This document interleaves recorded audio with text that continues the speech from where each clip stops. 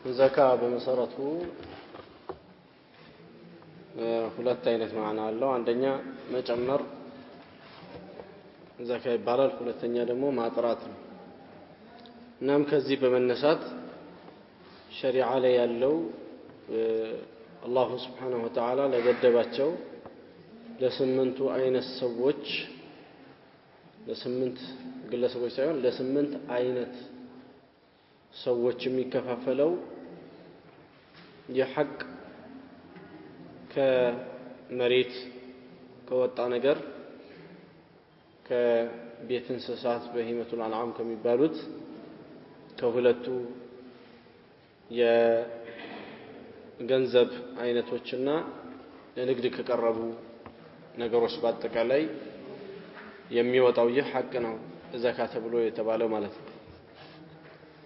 እናም የተባለበት ምክንያት ከሉጋው ጋር ወይም ከቋንቋዊ ትርጉሙ ጋር በጣም የተገናኘ ከመሆኑም ጋር ነው። ከቋንቋዊ ትርጉሙ ጋር አንደኛ ማጥራት በሚለው የሰውየውን ልብ የሚሆን እንዲሁም ደግሞ የሰውየውን ንብረት ያጠራልና ከዛ አንፃር ነው ዘካ የተባለው። ዘካ ማለት ቋንቋው ላይ ማጥራት ስለሆነ ማለት ነው። ለዛ ነው ቁርአን ላይ ፈላ ተዘኩ አንፉሰኩም ነፍሳችሁን አታጥሩ ለማለት ፈላ ተዘኩ ብሏል። ዘካ ማለት ማጥራት ነው። ስለዚህ ገንዘቡንም ስለሚያጠራው ነፍሱንም ስለሚያጠራ እዛኛው ላይ ፈላ ተዘኩ የሚለው እኔ ንጹህ ነኝ ብላችሁ አትበሉ ለማለት ነው። ራሳችሁን ለማጽዳዳት አትሞክሩ። የሰው ልጅ የጉለትና የነውር ቦታ ነውና ነውር አይጠፋችሁም። ነውራችሁን አውቃችሁ ነውራችሁን ለማረምና ለማስተካከል ሞክሩ እንጂ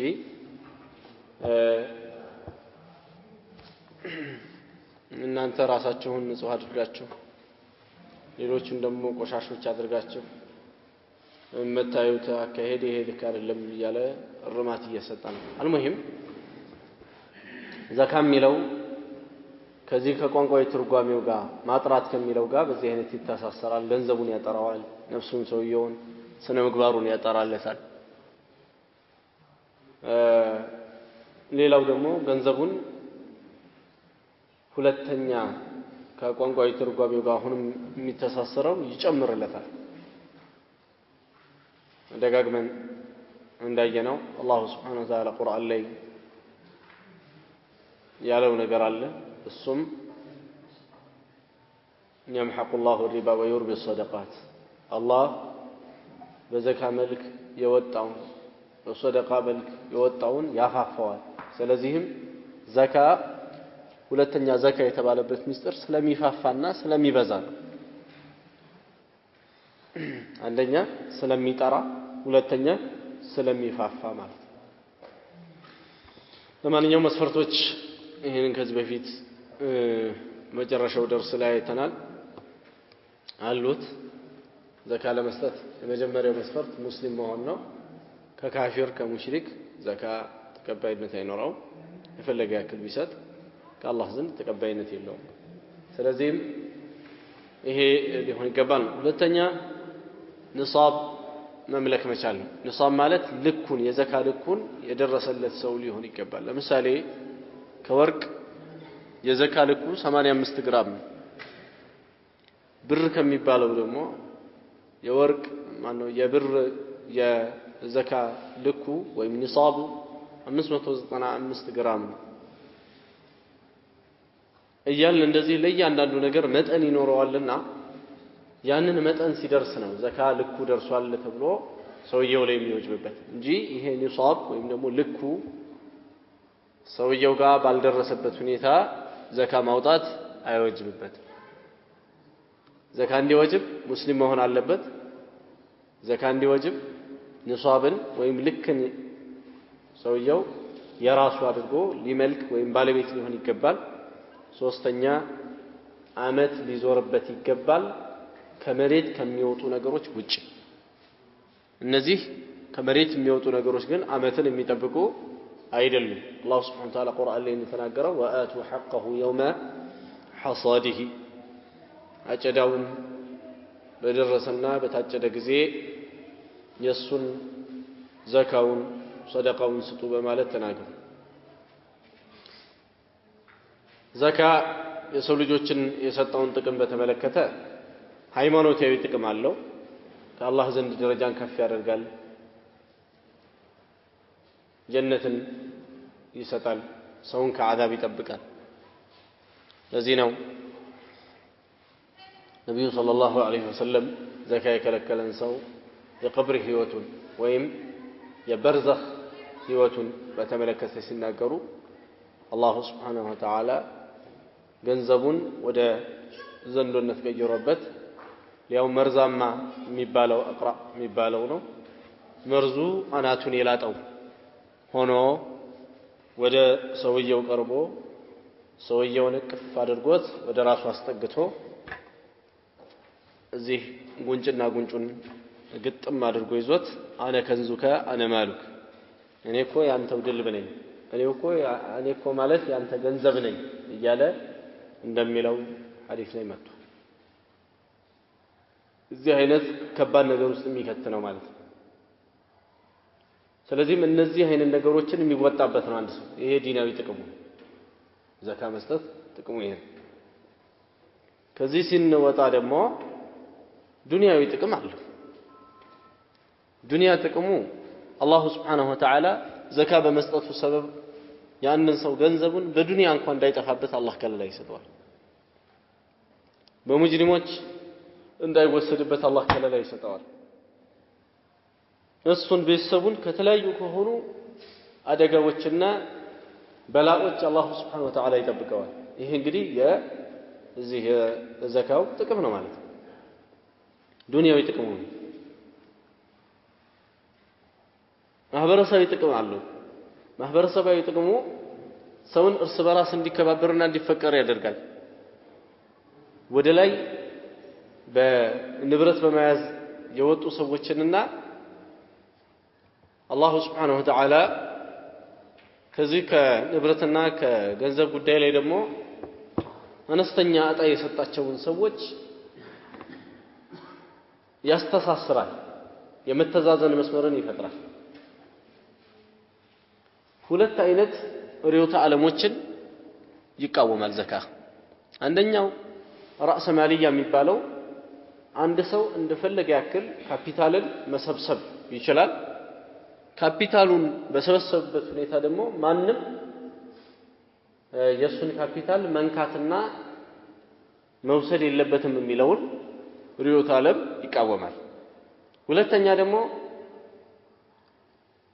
ይሄ ሶሻሊዝም የሚባለውን ርዕዮተ ዓለም ይቃወማል፣ ወይም ኮሙኒዝም የሚባለው እሱም ሙተጠሪፍ ሆኖ የሰዎችን ገንዘብ ተቆጣጥሮ ከዚህ በላይ ገንዘብን መያዝ አይችልም በሚል ሁኔታ ገንዘብን ለማከፋፈል ልክ ደርግ ላይ የነበረው ስርዓት ማለት ነው። ይሄ ቅድም ያሳለፍነው ደግሞ ራስ ማልያ አሁን ያለው ከሁለቱ መሃል ሆኖ ነው የሚሄደው። ገንዘብን ለባለቤቱ ሰርቶ አላሁ ሱብሓነሁ ወተዓላ ሰጥቶትም በሰራው ሰበብ አላህ ሰጥቶት እስካለ ድረስ ገንዘብን የራሱ እንደሆነ ያጸድቅለታል። ነገር ግን ከዚህ ከገንዘብ ውስጥ የምስኪኖቹ ሐቅ አለ። ያንን ሐቅ ደግሞ እንዲያወጣ በጎን እንደ ግዴታነት አስቀምጦበታል። ወዶ ሳይሆን በግዱ ማውጣት ይኖርበታል። ለዚህ ነው በሙስሊም ሀገራት የሆነ እንደሆነ ዘካ ሲከለክል ሰውየው አሚሩ ሊያስረው ይችላል፣ በዳኞች ምክንያት ተጣርቶ ማለት ነው። ዘካ የከለከለበት ሁኔታ ትክክለኛ ዘካን የመከልከል ፍላጎትና ስግብግብነት ሆኖ ከተገኘ ይታሰራል። አይወጅብብኝም ብሎ ከሆነ ደግሞ ኩፍር ነውና ይገደላል። በዚህ አይነት ተጣርቶ ሸሪዓዊ ሁክም አለው። ይሄ ብዙ ነገሮች በውስጡ ያሉበት ነው። አልሙሂም የሰው ልጅ ዲናዊ ጉዳይ፣ የሰው ልጅ ማህበረሰባዊ ጉዳይ፣ የሰው ልጅ ሰላምና ደህንነት፣ ፖለቲካ ማለት ይሄንን ሁሉ ያስጠበቀ ጉዳይ ነው። ይሄ ዘካ ጉዳይ እንደ ትንሽ የሚታይ ቀላል ነገር አይደለም። ቀላል ነገር ቢሆን አርካኑ ኢስላም ላይ አይገባም።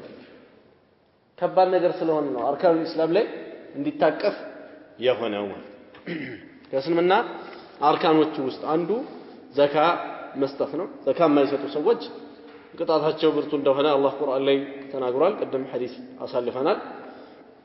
ቁርአን ላይ ولا يحسبن الذين يبخلون بما آتاهم الله من فضله هو خيرا لهم الله ከችሮታው ሰጥቷቸው ሲያበቀው የሚከለክሉ ሰዎች ለነሱ ኸይር ነው ብለው እንዳያስቡት ይላል። بل هو شر لهم ይሄ እየተስገበገቡ ጓዳቸው ካዝናቸው የሚከቱት ብራቸው ለነሱ ክፉ ነው።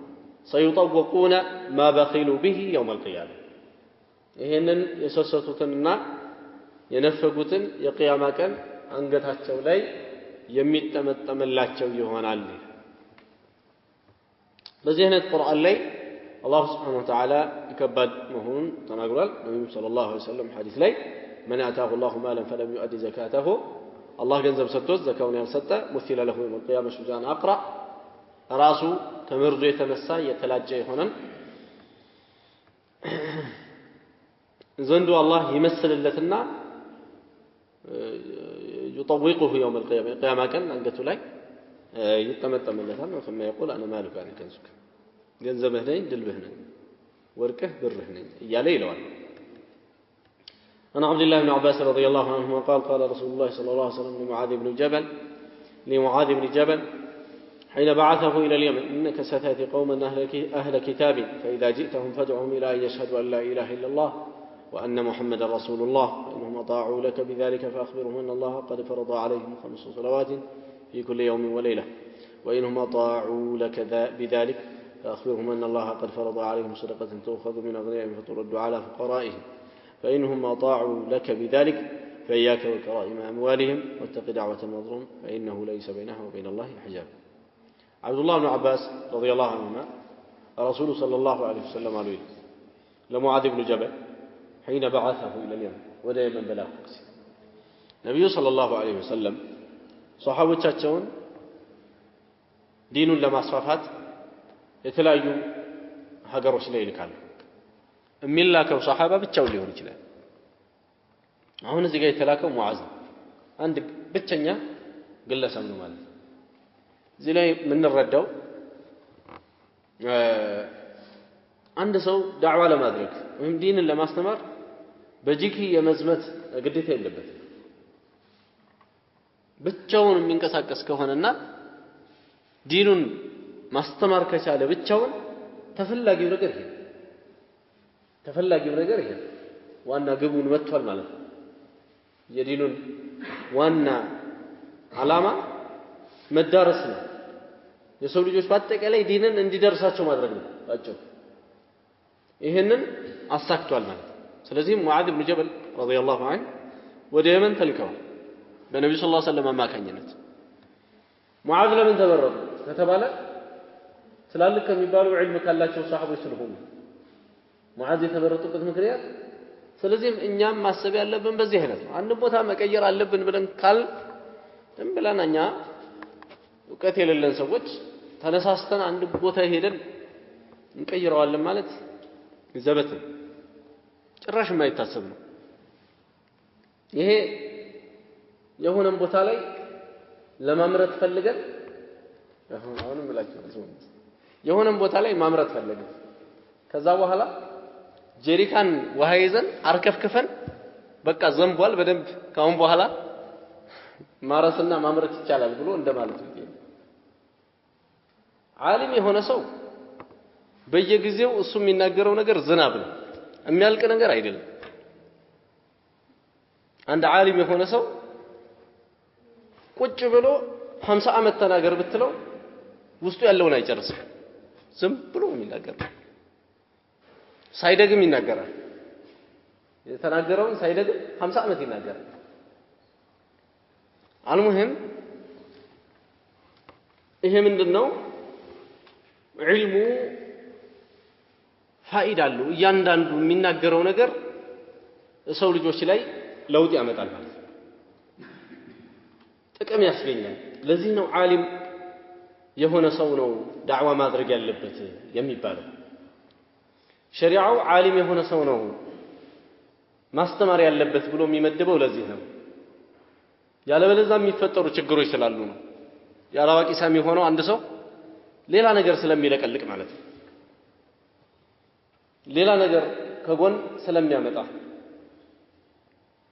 ሙዓዝ ብን ጀበል ረዲየላሁ ዐንሁ ወደ የመን ላኩ ነብዩ ሰለላሁ ዐለይሂ ወሰለም ከዛ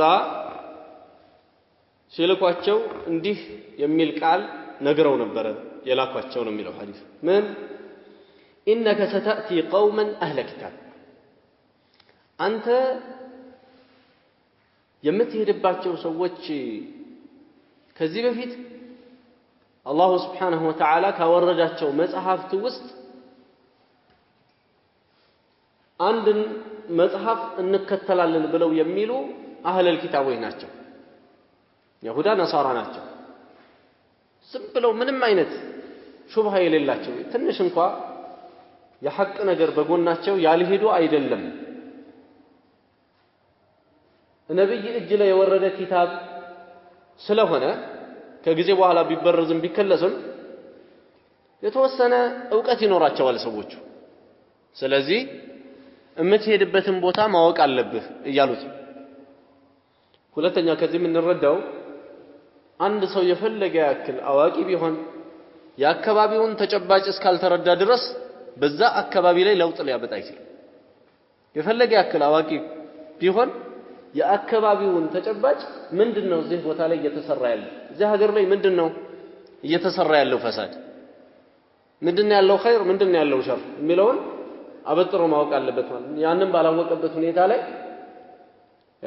ዓሊም እንኳን ቢሆንና ቢያስተምር ለተወሰኑ ችግሮች እንደማይጠፉ እዚህ ሐዲስ ላይ የምናውቀው ሙዓዝን ሲልኩት ለዚህ ነው ምን የሰጡት ረሱሉ ሰለላሁ ዐለይሂ ወሰለም ስለ አካባቢው ሁኔታ መረጃ ሰጥተውታል የምትሄድባቸው ሰዎች አህለል ኪታብ ናቸው فإذا جئتهم እንግዲህ ነገሩት አካሄዱ ማለት በመጣሃቸው ጊዜ فادعهم إلى أن يشهدوا أن لا إله إلا الله ከአላህ ውጪ በእውነት የሚመለክ የሆነ አምላክ የለም لا إله إلا الله የሚለውን እንዲመሰክሩ ጥሪ ያርግላቸው وأن محمدا رسول الله محمد يا الله መልእክተኛ መሆናቸውን እንዲመሰክሩም ጥሪ ያርግላቸው እዚህ ላይ አህለል ኪታቦቹ ድሮ የነበሩት لا إله إلا الله ይሉ አልነበረም ወይ የሚላስ አሁንስ ቢሆን ግብጽ لا إله إلا الله እያሉ አይደለም እንደ ክርስቲያኖች ይሉ ነበር ነው ነገር ግን ይሄ لا إله إلا الله የሚፈለግበት ነገር ምንድነው አላህን Subhanahu Wa Ta'ala ብቻ ማምለክና ከአላህ ውጪ ያሉ አካላትን ከመላእክቶች ከመልእክተኞች ከነቢያት ከዑለሞች ከሷሊሖች ከወልዮች ከነዚህ በአጠቃላይ መላቀቅ በአምልኮ ዘርፍ አላህን ብቻ መነጠልና እሱን አላህን ብቻ መገዛት የሚለውን ተሰው የወጡበት ሁኔታ አለ እነዚህ አህሉል ኪታቦች ማለት ነው ዛሬም ላይ እንደምናየው ዛሬ ገብርኤል ነው ነገ ሚካኤል ነው ከዛ ሲቀጥል ደግሞ እንትና ነው ሲቀጥል ደግሞ እነ ጳውሎስ ይቀጥላሉ ሲቀጥል ደግሞ አቡነ ምናምን ተራ ይገባል ማለት ነው ከመላእክት ይነሳና ረሱሎች ጋር ረሱሎችን አልፎ ነቢያት እዛ ጻድቃን የምንላቸው ሷሊሖች እነዚህ ሁሉ ያልተመለከ የለም ዛሬ አህሉል ኪታብ لا إله إلا الله የሚለውን እውነታ በላሳቸው ላይ እየተናገሩ ምን አድርገዋል በተግባራቸው ተተውታል ስለዚህ ነው መልሰው እቺ لا إله إلا الله በትክክል እንዲመሰክሯት እንዲነግራቸው ያደረጉት አንድ ሁለተኛ የማይቀበሉት ከዚህ በላይ የሚያታግላቸው ርዕስ አለ እነሱም በተለይ እሱም የሙሐመድን አለይሂ ሰላቱ ወሰለም መልእክተኝነት መቀበል ያታግላቸዋል ይሄንን ጉዳይ እንዲያስተምራቸው لا إله إلا الله እንዲመሰክሩ ሙሐመድ የአላህ መልእክተኛ ነው የሚለውን እንዲመሰክሩ መጀመሪያ ወደዚህ ጥሪ ታደርጋላችሁ አላህ አሉ فإنهم أطاعوا لك بذلك الناس لانت بزي الشتنيا بيهونو الشبيلو فأخبرهم أن الله قد فرض عليهم نقراتشو الله الناس لي قديتا عند الرقباتشو صدقا أن الله قد فرض عليهم 5 صلوات 5 صلوات في كل يوم وليلة بيلتنا كانوا በሌሊትና ቀን በድምሩ 5 ሶላቶች አሉ እነዚህን 5 ሶላቶች አላህ ግዴታ እንዳደረገባቸው ንገራቸው እዚህ ጋር ምን እንማራለን አሁን ደግሞ ነብዩ ሰለላሁ ዐለይሂ ወሰለም ዓሊም መረጡ ለዳዕዋ አንደኛ ያለዚህ አይሆን አንድ ሰው ቤት እንኳን ሊሰራ ሲነሳ ቤት የሚሰራ የሆነ የቤት ሙያ ዕውቀት ያለው ሰው ይዞ ነው የሚነሳው እንኳን አይደለም ለመስራት ህዝብ ለመስራት ይቀርም ህዝብ ለመስራት ደግሞ ምን ያስፈልጋል ከዛ የበለጠ ዕውቀት ያሻል አንድን ህዝብ ለመመስረትና አቂዳውን ለማስተካከል ከዛ የበለጠ ዕውቀት ያስፈልጋል ለዚህ ነብዩ ሰለላሁ ዐለይሂ ወሰለም አንደኛ አዋቂ መረጡ ሁለት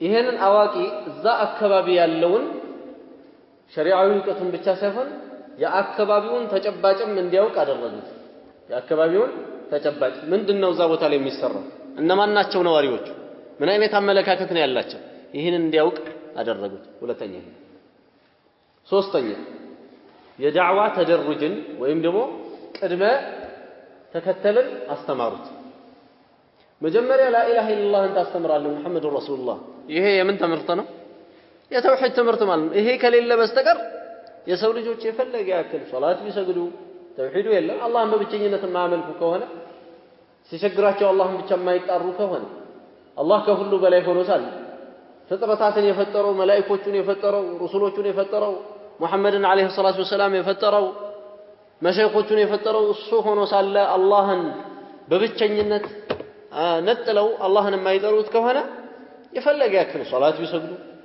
ዘካ ቢሰጡ ሐጅ እየተመላለሱ ሐጅ ቢያደርጉ ቢሐጅጁ አላህ ከነሱ ከሶላታቸው ከዒባዳቸው ምንም የለው አላህ ይቀበላቸው ስለዚህ ይሄንን ቁም ነገር መጀመሪያ በደረጃ በደረጃ ወይ መርከም ነብዩ ሰለላሁ ዐለይሂ ወሰለም አስተማሩት ማለት ነው እንዴት ዳዕዋ ማድረግ እንዳለበት ከየት መጀመር እንዳለበት አንገብጋቢው ርዕስ ምን እንደሆነ ይሄንን አስተማሩት መጀመሪያ ሻሃዳን ታስተምራለህ ተውሂድን ታስተምራለህ አላህን በብቸኝነት ስለማምለክ ሲቀጥል ሶላት እሱ ካልተሰገደ በስተቀር መልሶ የእምነት ችግርም የሚሆንበትና አንድ ሰው ከዲኑ የሚላቀቅበት ትልቅ ተግባራዊ ዒባዳ ነው ይሄ ደግሞ ይሄንን ታስተምራለህ ሶላት ትቀጥላለህ فإنهم أطاعوا لك بذلك ይሄንን እሽካሉ عقيدهم تمرت فأخبرهم أن الله قد فرض عليهم 5 صلوات 5 وقت صلاة الله سبحانه وتعالى بكم بليلك كديتا እንዳደረገ ተነግራቸዋለህ فإنهم أطاعوا لك بذلك ይሄንን ከተቀበሉ ደግሞ አሉ እንግዲህ ምን አለ ማለት ነው ደረጃ አለ ይሄው እርከን በእርከን ነው የሚከደው ማለት ነው ይሄንን ሲቀበሉ فأخبرهم ነገራቸው أن الله سبحانه وتعالى قد فرض عليهم صدقة በእነሱ ላይ صدقان ግዴታ እንዳደረገባቸው تؤخذ من أغنيائهم ከሀብታሞቻቸው ይወሰዳል ይሄ صدقة فترد على فقرائهم ድሆቻቸው ላይ ደግሞ ይመለሳል ይሄ صدقة የተባለው እዚህ ሐዲስ ላይ ዘካ ነው ዘካ ከሶደቃ ውስጥ ትልቁና ዋነኛው ዘካ ነው ግዴታውም እሱ ነው فإنهم أطاعوا لك بذلك فأخبرهم أن الله قد فرض عليهم صدقة صلاة ሲቀበሉ ንገራቸው ስለ ዘካ አላህ ግዴታ እንዳደረገባቸው ይሄ ዘካ በማን ላይ ነው የሚወጅበው تؤخذ من أغنيائهم ከሀብታሞቻቸው ይወሰድና فترد على فقرائهم ድሆቻቸው ላይ ይመለሳል فإنهم أطاعوا لك بذلك ስለ ዘካ ጉዳይ ከተቀበሉህና ይሄንን አቋም አድርገው ከያዙልህ فإياك ተጠንቀቅ አደራህን አሉት وكرائم أموالهم ክብር ገንዘቦቻቸውን አደራህን ጥሩ የሆነ ገንዘቦቻቸውን እየመረጥክ አላህ ያው ስጡ ብሏል ስጡ ስላለ ደግሞ ከሰጣችሁ አይቀር ትልቁን ነው ለአላህ መስጠት ያለባችሁ ይላል እነሱ ያልወጀበባቸውን ትልቅ ገንዘብ ከመውሰድ አደራህን ተጠንቀቅ አሉት በራስ ፍላጎት ነው እንጂ አንድ ሰው የሚያደርገውን ሰደቃ መስጠት ያለበት ሰዎች ከእጁ ፈልቅቀው ሰውየው አይ እኔ አልነየትኩም ወይም ደግሞ ፍላጎት አይደለም ባለበት ሁኔታ የሚደረግ ነገር ጠቀሜታ የለውም አንደኛ ከአላህ ዘንድ ሰዋባ ያስገኝላቸው በልንደው ውስጣቸው ለዚህ ነገር ደስተኛ ባለመሆኑ የተነሳ ሊያገኙት የነበረው በትንሽኛዋ ሰደቃ ማግኘት የሚችሏትን አጅር ሊያሰጣቸው ይችላል። ስለዚህም ምን አሉ ፈኢያከ ወከራኢመ አምዋሊሂም ተጠንቀቅ አደራህን ክብር ገንዘቦቻቸውን ወተቂ ዳዕወተል መዝሉም የተበዳይን ዱዓ ልመናውን ወደ አላህ እጁን አንስቶ የሚያለቅስብህን ለቅሶ ይሄን ተጠንቀቅ ፈኢነሁ ለይሰ በይነሃ ወበይነ አላህ ሂጃብ ያቺ የተበዳይ የሆነው ሰው ዱዓና አላህ መካከል ምንም አይነት ሂጃብ የለም ብለው ነብዩ ሰለላሁ ዐለይሂ ወሰለም ተናገሩ። ይሄ ሐዲስ ትልቅ ሐዲስ ነው። ውስጡ ብዙ ነገር አለ። ከአቀፋቸው ነገሮች ውስጥ የተወሰኑትን ተናግሬያለሁ። እርግጥ ሌላው ያስጨበጠው ነገር ምንድነው? ከስምንት ሰዎች አሉ አላህ Subhanahu Wa Ta'ala ቁርአን ላይ ስለ ዘካ መውጫ ወይም የሚሰጣቸው ብሎ የተናገረባቸው ስምንት አይነት ሰዎች አሉ። إنما الصدقات للفقراء والمساكين والعاملين عليها والمؤلفة قلوبهم وفي الرقاب والغارمين وفي سبيل الله وابن السبيل ስምንት እነዚህ ስምንት አካላት ዘካ የሚሰጠው ለነዚህ ስምንት አካላት ከነዛ ውስጥ ለአንዱ ግሩፕ ቢሰጥ ችግር የለውም። ስምንት ቦታ ከፍሎ ሻፊዒ መደብ ላይ ያለው ለስምንቱ የማከፋፈል ግዴታ የለበትም ማለት ነው። አንዱ ዘካውን ለአንዱ ግሩፕ ማለት ለምሳሌ ለደሆቹ ግሩፕ ቢሰጥ ይቻላል። ለአንድ ደሃ ማለት አይደለም። ለደሆች ለሚባሉት ቢያከፋፍል ወይ ምስኪኖች ለሚባሉት ቢያከፋፍል ይቻላል ማለትም ከዚህ እናገኛለን። ለምን ነብዩ ሰለላሁ ዐለይሂ ወሰለም ስምንቱን አልጠቀሱም? እዚህ ጋር ምንድነው ያሉት? ከሀብታሞቻቸው ይወሰዳል ወደ ደሆቻቸው ይመለሳል በሚል ሰባቶቹን ሳይጠቅሱ ነው ያለፉት ማለት ነው በዚህ ሐዲስ ውስጥ። ስለዚህም በርግጥ ለአንድ ሰው ምን ያክል ነው የሚሰጠው ከተባለ ለአንድ ሰው ከዘካ የሚሰጠው አመት ያክል ቀለቡን ችሎ ቤት ኪራይ ካለበት ቤት ኪራዩን ችሎ የተለያዩ ወጪዎች ካሉ የትምህርት ቤት የሚባል ለልጆች ካሉ ይሄን ደምሮ አመታዊ ወጪውን የሚችል ነገር ነው ለአንድ ሰው የሚሰጠው። ኢብኑ ሰቢል ሆኖ ደግሞ መንገድ የተቋረጠበት ከሆነ ከዚህ አንስቶ ሀገሩ የሚያደርሰው ምን ያክል ገንዘብ ነው ተብሎ ያን ያክል ነው ከዘካ የሚሰጠው ማለት። አንሙሂም በዚህ አይነት እንግዲህ ሁሉም የሚሰጥበት ሁኔታ ይኖራል።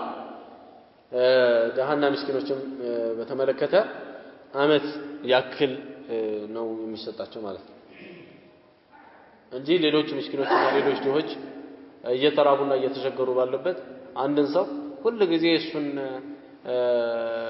እንደዚህ ከምንረዳ ለምንድነው እሱን አንዴ ሀብታም ማናደርገው በሚል ሰዎች በአጠቃላይ ገንዘባቸውን ሰብስበው ለዛ ሰው መስጠት ይህ ስህተት ነው የሚሆነው። እሱ የሀብት ሌሎቹ ደግሞ ይሙቱ ብሎ መፍረድ ነው የሚሆነው። ይሄ ስህተት ነው። የገንዘብ ክፍፍሉ ላይ በዚህ አይነት ሰዎች አላህ Subhanahu Wa Ta'ala የሰጣቸው አመት እስከ አመት የሚበቃቸው ነገር ካለ በዚህ አይነት ነው መስጠት ያለብን። አመት እስከ አመት የሚበቃው ነገር ተሰጥቶት ለምሳሌ አመት የሚበቃው ነገር ሲሰጠው እሱ ያንን ለአመት ተብሎ የተሰጠውን ነገር እሱ ስራ ቢጀምርበትና በዛ ተካማ ሆኖ ራሱን የሚያሳድግበት ሁኔታ ካለ ይሄ ተሻለ ነው። ነብዩ ሰለላሁ ዐለይሂ ወሰለም አንድ ሷሃባ ሲቸገር ሰጡት ከዛ በኋላ ሁሌ መስጠት ነው አሁን መንገድ መቀየስ አለብኝ ለሌሎቻችን ትምህርት ይሆናል። የሆነ ቃለች ቤት ውስጥ እሷን አምጣሉት ከዛ በኋላ ማን እንደሚገዛኝ ብለው ነብዩ ሰለላሁ ዐለይሂ ወሰለም አጫረው። ገበያ ወጥተው ማለት ነው። መስጊድማ አይቻልም حرام ነው። መስጊድ ውስጥ ግብይት የለም። ገበያ ወጥተው እዛ ማን እንደሚገዛኝ ብለው ካጫረቱ በኋላ ያንን በጨረታ ሸጡት።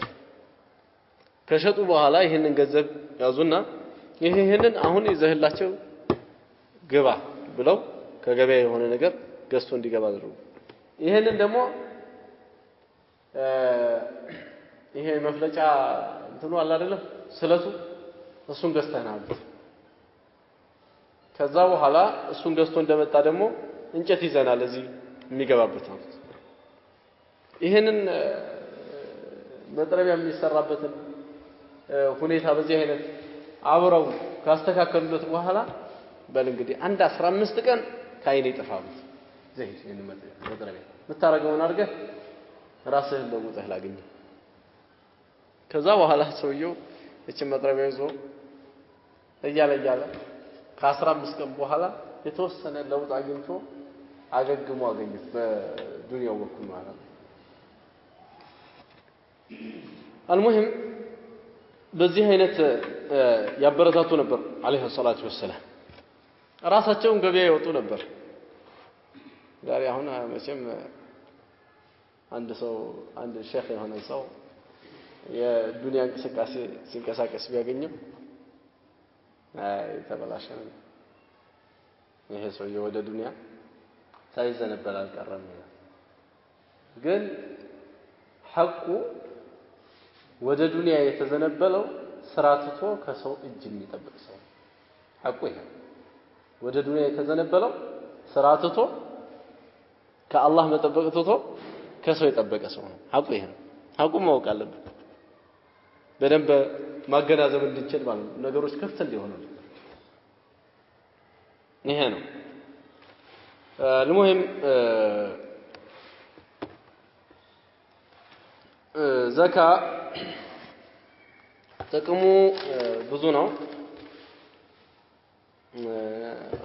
አሁን ያነሳሁበት ላይ ሰዓቱ እየሄደ እየመሰለኝ ነው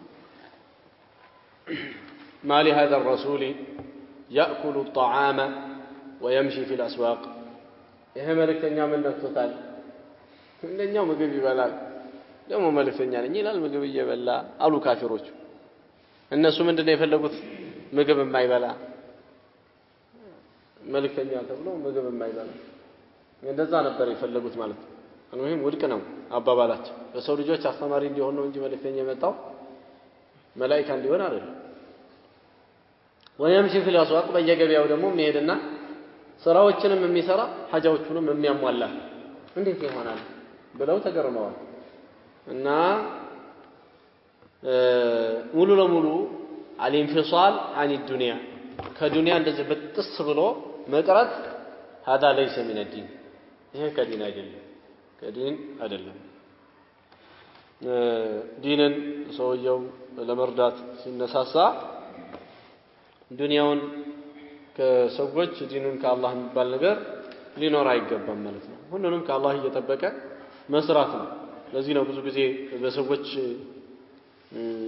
አረንቋ ውስጥ ገብተው አንዳንድ ሰዎችን ተጽዕኖ አርፎባቸው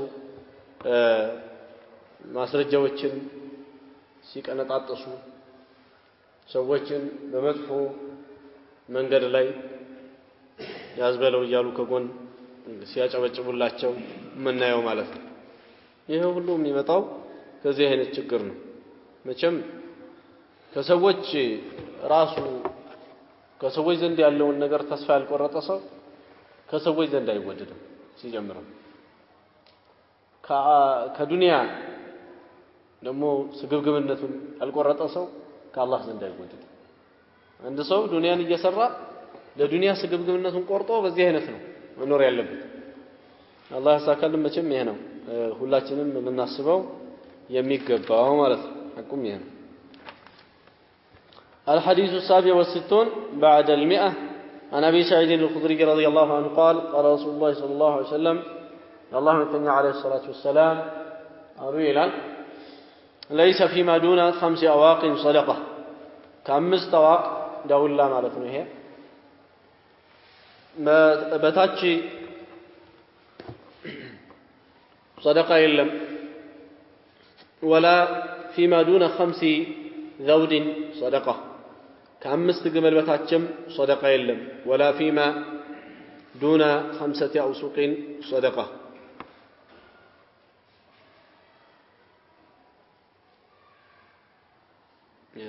أواق ملو قيا مالتي كونه كأمست قيا بتاتشي صدقة إلا عنده قيا 4 درهم بدرهم سيكمت مالتي يا يبرنو كلا يتناقر ولا فيما دون 5 أوسق من هي داولا مالتنا عنده وسق يبالال ያው ሸክሙ ዳውላው አሁን እዚህ የተፈለገው ሴቶና ሷ አምድ ሷ እንደበውየ ነው ይመጣል ታህጂዱ ኢንሻአላህ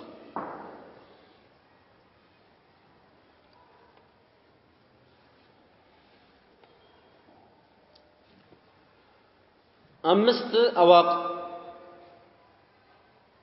ይሄ ያለው ነው ሰደቃ የሚወጅብበት ከብር በኩል ብር አሁን ስለ ብር የሚለውን ስናወራ ፍዳውን ነው ያወራን ያለው እንጂ እንትኑ አይደለም ይሄ ቅጠሉ ብር አይደለም ቅጠሉ ብር ከዚህ ተገልብጦ ይሄ ተመንዝሮ ሂሳብ ወጥቶለት የሚወጣ ነገር ነው እንጂ ቁርአን ሐዲስ ላይ በዝርዝር እንደዚህ የመጣ አይደለም ከጊዜ በኋላም ነው ቅጠሉ ብር የመጣው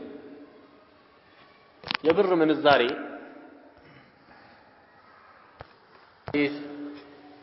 የብር የሚባለው ማዕድን መጠን 40 ዲርሃም ለዲርሃም ተቀርጾ ከሆነ 40 ዲርሃም ይደርሳል አንዱ ቅያ 40 ከሆነ እዚህ 50 አዋቅ ነው የሚለውና 40ን በአምስት ይባዛል 200 ዲርሃም ማለት ነው በድሮ ዲርሃም ተብሎ በሚባለው 200 ዲርሃም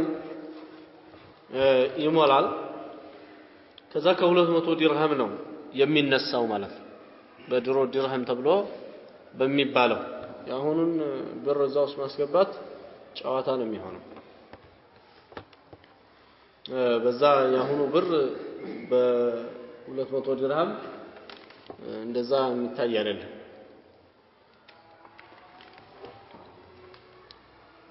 ولا فيما دون 5 ذود የሚለው 5 ግመል በታች ያለ ነው የሚለው 5 ግመል በታች ያለም ዘካ የለው አንድ ሰው በበሂመቱል አንዓም ዘካ ይወጅብበታል የሚታገዱ እንስሶች ከሆኑ በእነዚህ በሚታገዱ እንስሶች ዘካ አለበት ነገር ግን ቁጥር ገደብ አለው እዚህ ጋር ነብዩ ሰለላሁ ዐለይሂ ወሰለም በዚህ ሐዲስ የተናገሩት የግመልን ብቻ ነው ከግመል ከአምስት ግመል ካነሰ ዘካ የለበትም ብለዋል እዚህ ነው ቀደም መጀመሪያ ደርሳችንን ስንጀምር መስፈርቶች አሉ ዘካ ከመስፈርቶቹ ውስጥ አንዱ ንሷብን ወይም ደግሞ ልክን አንድ ሰው የገንዘብ መጠኑ መድረሱ ነው ብለናል ልኩ ግመል ላይ ከሆነ 5 ግመል ከ5 ግመል በታች ያለ ከሆነ አላህ በረካ ያርግልህ ነው የሚባለው እንጂ ዘካ አውጣ አይባልም ማለት ነው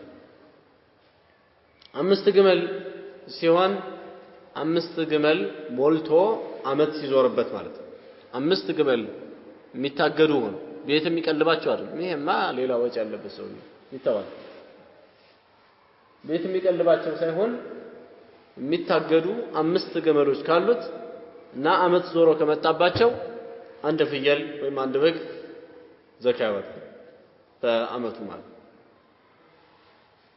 ولا فيما دون 5 أوسق صدقة ከአምስት ውስጥ ወይም ዳውላ በታች እንደዚሁ ሰደቃ የለም ይሄ ዳውላ አንዱ ውስጥ እዚህ ጋር የተቀመጠው 5 ውስጥ ብሎ ነው አንዱ ውስጥ 60 ሷዕ 60 ቁና ነው በዚህ ነው ምን ሄደው ማለት አንድ ቁናኛ ዘካተል ፈጥር የምናወጣበት 2 ኪሎ ከ40 ነው ያለ ዑለማ አለ ከዓሊም አለ ከዑለማዎች ውስጥ 2 ኪሎ ከ500 ግራም ነው ያላል 3 ኪሎ ነው ያላል እንበልና 2 ኪሎ ከ500 ግራም ነው በሚለው ብንሄድ ምንድነው የሚሆነው ይሄ 60 ሷዕን ነው የሚለው አንዱ ውስጥ 60 ሷዕን ስለዚህም 60 በስንት ሊባዛ ነው ማለት ነው በ2.5 60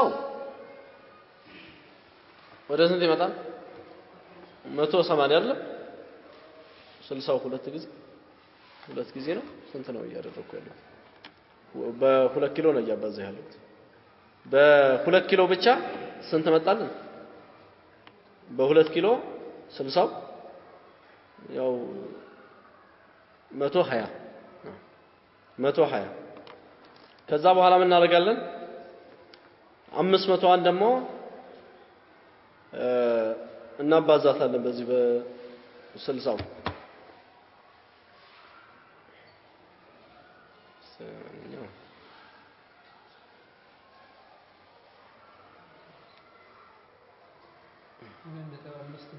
2.5 በ60 ማለት ነው 150 ይሄ ማለት 150 ኪሎ ግራም ነው ስንት ነው 60 ሷዕ አለ አንዱ ሷዕ ስንት ነው 2.5 150 ስንት ይሆናል አንድ ኩንታል ከ50 ነው አይደለም እየሆነ ያለው ይሄንን ስንት ነው ያለው 5 እኮ አለ 50 ተዋውሱ ሲባዛ በ5 እናደርጋለን ማለት ነው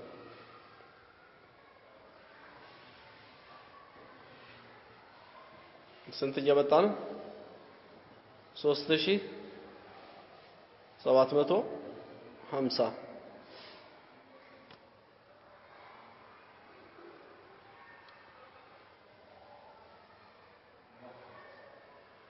37 ኩንታል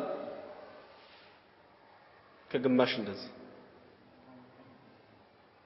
ግን ይሄ እንደዚህ አይመስለኝም እንትኑ በስቶብኛል ከማቀው በስቶብኛል እስቲ ምን አለ 50 አውሱቅ ነው አይደል አልውስቁ 60 ሰዓን አንዱ ውስቁ 60 ነው አለ 60 ሰዓ ነው አላሁ አክበር አንዱ ውስቅ 60 ሰዓ ከሆነ አንዱ ሰዓ ራሱ አንዱ ሰዓ ስንት ነው እያልኩ ነው በ60 ነበር እኮ ማባዛት ነበር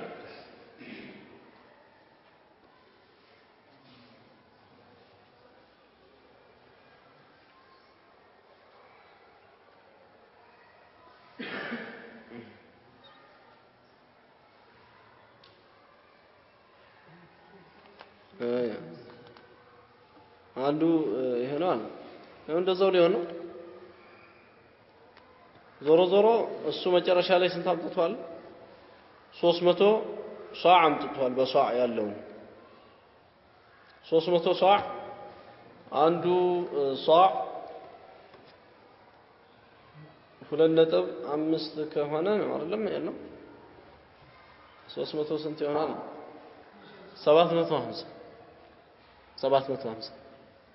እዛ ድረስ አይሄድም 750 ሆነ 7 ኩንታል ከ50 ነው የሚሆነው ወደ 8 ኩንታል ገደማ የሚያበልጡ ዑለሞች አሉ በ3 የሰሩ እንትን ሲል 900 ነው የሚሆነው ትልቁ ጋያ እዚህ ጋር 9 ኩንታል ነው ሊሆን የሚችል ከዚህ ያህል ቀደም ሂሳብ ተሳስተን ማብዛት ያለብን እቺ አንዷ ውስቅ 60 ሷዕ ነች አንዷ 60 ከሆነች 5 ውስቅ ነው የተባለው 5 ጊዜ 60 300 ሷዕ ይመጣል እቺን 300 ሷዕ ደግሞ አንዷ ሷዕ 2.5 ከሆነች ብለን 300ን በ2.5 እናባዛለን ማለት ነው ያቺ 750 ትመጣለች እቺ ነች ታዲያ ከዚህ የሚሰጠው ስንት ነው 20 ነው የሚሰጠው አንድ 10ኛውን ይሰጣል 20 ይሰጣል ይሄ በዝናብ የበቀለ ከሆነ ይሄንን 700 ስንት ነው ያለው 50 ነው አይደል ይሄን ሲካፈል አንድ 10ኛው ሲካፈል 10 አይደል 75 ኪሎ ከዛ ውስጥ ያወጣል ማለት ነው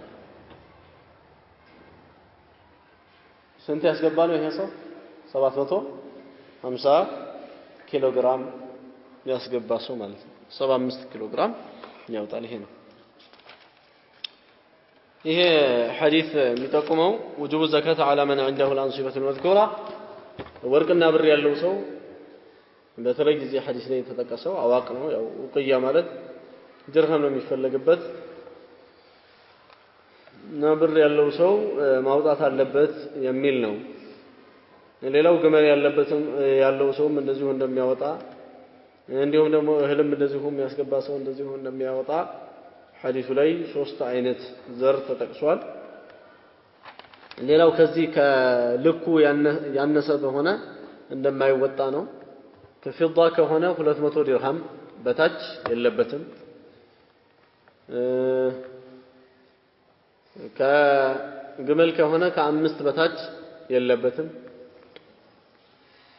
አምስት ከደረሰ አንድ ፍየል አለበት 10 ከሆኑ ግመሎቹ ሁለት ፍየሎችን ያወጣል ያው የሚታገዱ መሆን አለባቸው ብለናል እነዛ ግመሎቹ ያለበለዛ አሁን በአሁን ዘመን ያለው እንደዚህ ራሱ አቅርቦት ምን ብሎ ይሄ በገንዘቡ ነው የሚያወጣው እየሸጣቸው ከሆነ ለንግድ አቅርቦት ከሆነ በገንዘቡ ነው የሚያወጣው እንጂ በእነዚህ በግመሎቹ አያወጣም ይሄ አሁን አፋር ላይ ያለው ወይም ደግሞ እንደዚህ ከረዩ ላይ ያለው ይሄ የሚታገዱ ግመሎች ከሆኑ በአምስቱ አንድ ፍየል ይወጣል በአስሩ ሁለት ፍየል ይወጣል እንደዚህ ያለ በ15 3 ፍየሎች ይያለ ይሄዳል በ20 አራት ፍየሎች ይላል በ25 ቢንቱ መኻድ ይላል ቢንቱ መኻድ አንድ አመት የሞላት ወደ ሁለተኛው አመት የተራመደች ሴት ግመል ትወጣለች እዚህ ጊዜ በ25ኛው 25 ግመል ያለው ሲሆን ማለት ነው ከዚህ ከ25 ይዞ አሁን ወቀሱ ይኖረዋል እንደዚህ እያደገ ነው የሚሄደው አንወም حبوب ላይ እንደዚሁ حبوبና ثمار 5 አውሱቅ እዚህ አምጥቷል 5 አውሱቅ ማለት 300 صاع ነው الصاع النبوي በነብዩ صاع 300 በኪሎ ግራም ቀደም ተርጉመናል ሌላው ይሄ በመኪና ሲሆን በጋዝ በምን የሚያጣጡት እነዚህ ልፋት ያለው ሲሆን ደግሞ የአንድ አስረኛው ግማሽ ነው የሚሆነው ማለት ነው የአንድ አስረኛ ግማሽ አንድ ስንተኛ ነው አንድ 20ኛ አይደል የአንድ አስረኛው ግማሽ ልክ እንደዚህ ይወጣል ዞሮ ይሄ ያለ ልፋት ከሆነ ዝም ብሎ በዝናብ የበቀለ ከሆነ ቀደም እንዳልነው አንድ አስረኛው ነው የሚወጣው ማለት ነው ሞተር ተጠቅሞ ሰውየው እየለፋ ምን እያለ ከሆነ ግን እነዚህ በተለያየ በመስኖ አልሚዎችን የመሰለ የአንድ አስረኛው ግማሽ ነው የሚወጣው የአንድ አስረኛው ግማሽ አንድ አስረኛውን ያወጣና አንድ አስረኛውን ግማሹን ለራሱ ያደርጋል ግማሹን ለሚሰጣቸው ሰዎች ይሰጣሉ ና ሌላ ምን አለ እዚህ ሐዲስ ላይ ያልተጠቀሰ የወርቅ ጉዳይ አለ የወርቅ ጉዳይ እዚህ ያልተጠቀሰ 20 ዲናር ነው ነብዩ ሰለላሁ ዐለይሂ ወሰለም ያሉት ከ20 ዲናር ያነሰ የለውም ዲናር የሚባለው የወርቅ ገንዘብ ነው በድሮ ጊዜ ነበረ በዛ ነው المهم እነዚህ አሁን የጠቀስናቸው አጠቃላይ የዘካ ገንዘብ ምንጭ እነዚህ ናቸው ሌላው እዚህ ሐዲስ ላይ حبوبዎችን አንስቶ ነበረ በዳውላ ያለውን ይሄ ምን አይነቱ ነው ዘካ የሚወጣበት ከተባለ خضروات ውጭ ያሉት ናቸው خضروات የሚባለው ይሄ የአትክልት ልማት ከሆነ ዘካ የለበትም ይሄ አንድ ወር ሁለት ወር ቢያስቀምጡት ትልት የሚል ነገር ይሄ ዘካ የለበትም ዘካ ያለበት حبوب ወይ ثمار የምንላቸው ናቸው ثمار የምንላቸው እንደ ተምር ያለ ወይን ያለ እነዚህ ናቸው حبوب የሚባለው ደግሞ ወይ በቁትነት ወይ በቀለብነት የሚውሉ ስንዴ ገብስ ምናምን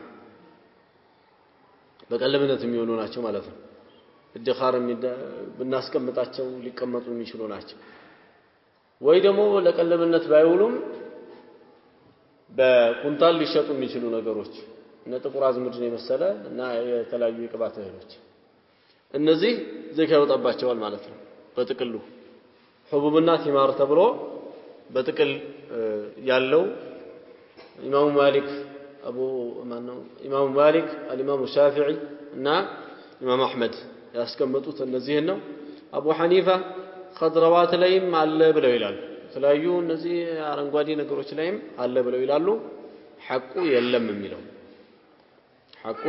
የሚለው ለምን ዳራ ቁጥር ያወሩት አንድ ሐዲስ ላይ ላ ዘካተ ፊል ኸድራዋት እነዚህ አትክልት ነገሮች ላይ ዘካ የለም በሚል ነብዩ ሰለላሁ ዐለይሂ ወሰለም የተናገሩት ሐዲስ ስላለ ማለት ነው እንዴት ሐዲስ እያለ ታዲያ እንደዚህ ሊሉ ይችላሉ ሐዲሱ አልደረሳቸው ይሆናል هذا وصلى الله وسلم وبارك على نبينا محمد وعلى آله وصحبه